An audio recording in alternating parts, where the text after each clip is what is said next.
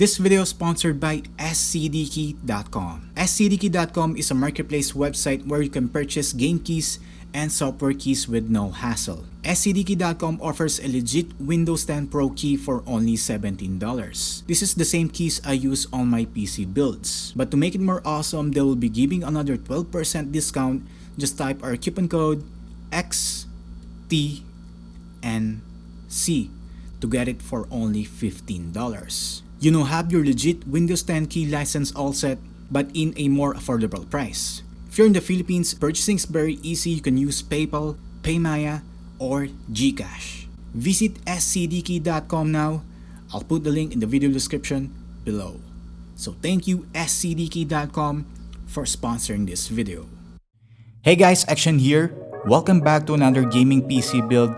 Ngayon, itetest natin tong PC worth 35,000 na ating binili supposedly for the back-to-school people na gustong mag-build ng PC for online class or even gaming at the same time. Pero bago yan, let's have a quick look on the parts na binili ko for this build, which you can find on the part 1, link in the video description below. For the CPU, pinili ko itong AMD Ryzen 3 3100, which is a 4-core 8-thread processor na may base clock speed na 3.6 GHz and boost clock speed up to 3.9 GHz.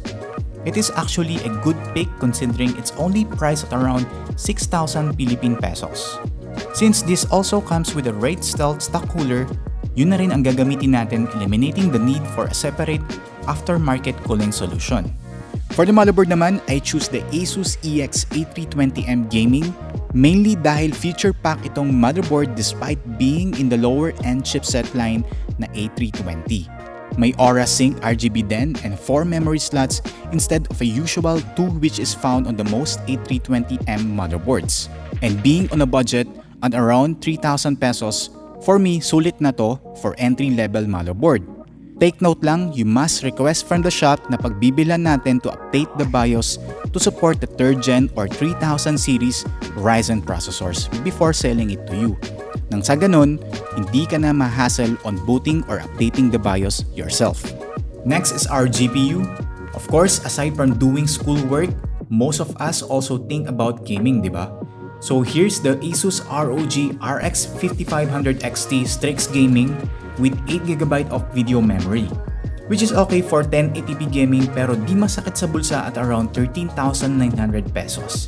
It has features such as 0 dB technology which will only spin the fans if the temps reach 60 degrees Celsius and up, as well as premium cooling technology and capacitors and Aura Sync RGB. Coincidentally, Asus also currently have a promo until September 30, 2020 na kapag bumili ka ng graphics card na ito, you can claim a freebie from Asus which is a 240GB Kingston A400 SSD. Check out the link below for details regarding the promo. But in our case, iba ang gagamitin nating SSD, but if you avail this card and got the freebie, of course, savings na rin yun maybe for a mechanical hard drive, for storage, sa games, or something similar. Speaking of SSD, we will use the Patriot P2010 512GB SSD which is priced at around 2,990 pesos. In case lang na di mo makuha yung freebie na SSD with the GPU we've chosen, may option tayo which is larger and still budget friendly and will help you run applications and games much faster than a traditional mechanical hard drive. Sunod naman is yung ating memory or RAM, which is the Tforce Xcalibur 16GB kit 8x2 rated at 32 MHz frequency, which will going to run at dual channel mode. As you may not know, RAM speeds do matter sa Ryzen processors, and by choosing the max speeds of the RAM which the processor we've chosen can support, pwede natin i-maximize ang potential ng both components in terms of performance. Next, we have our power supply or PSU, which is the Cougar XTC 600W 80+ white at around 2,320 pesos, featuring the silent fans as well and Japanese capacitors, which is more than enough for our build. And the case, which is the iFOR Game FTW front mesh tempered glass case, good looking na budget case at around 1,600 pesos Although it doesn't include any case fans, so I use some of my own old fans here na lang. You can buy fans as well, of course, for an additional price.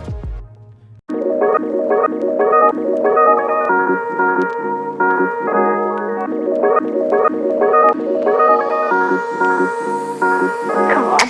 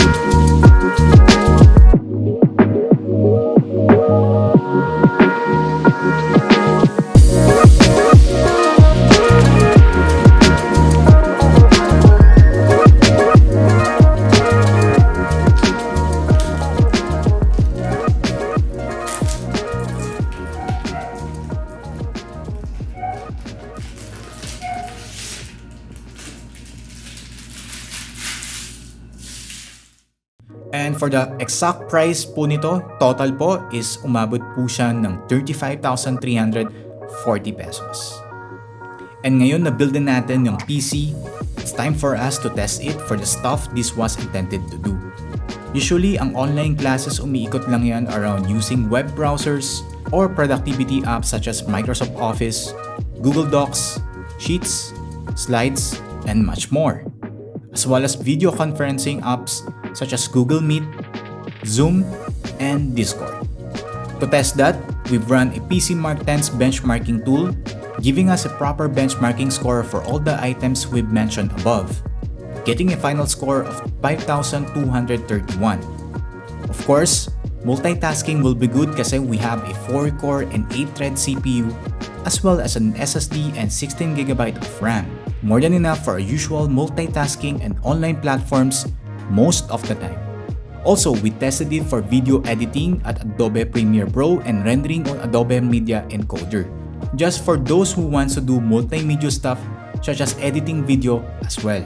Na-surprise nga ako that the Ryzen 3 3100 can handle 1080p editing even by the fact that I used 4K clips downsampled to 1080p from the previous ROG White PC build that I have uploaded on this channel. For those who are also eyeing for a budget editing workstation, goods din ito. Of course, hindi mawawala ang gaming sa test natin. I picked 5 of the common games that are usually played by students, which are esport titles and some AAA titles, all tested in 1080p high settings.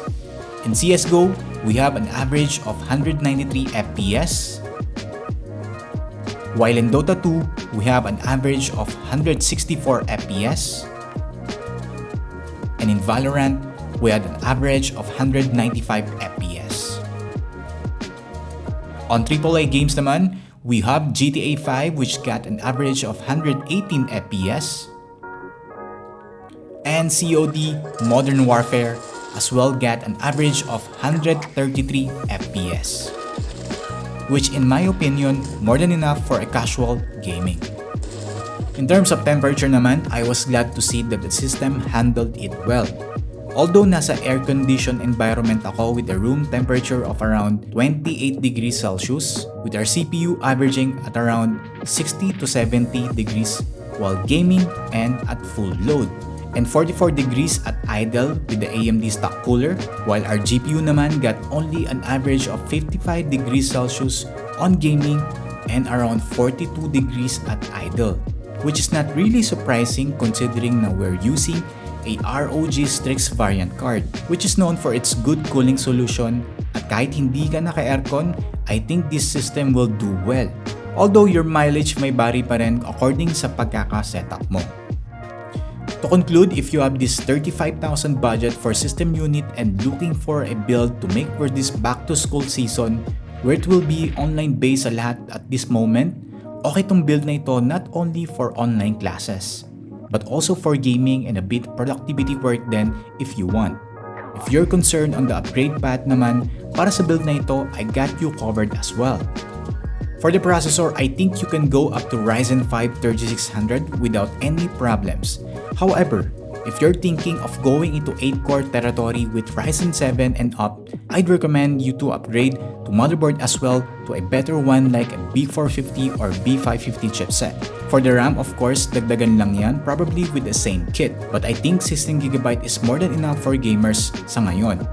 And for the storage, perhaps you can go with the NVMe drive instead of a regular SATA SSD.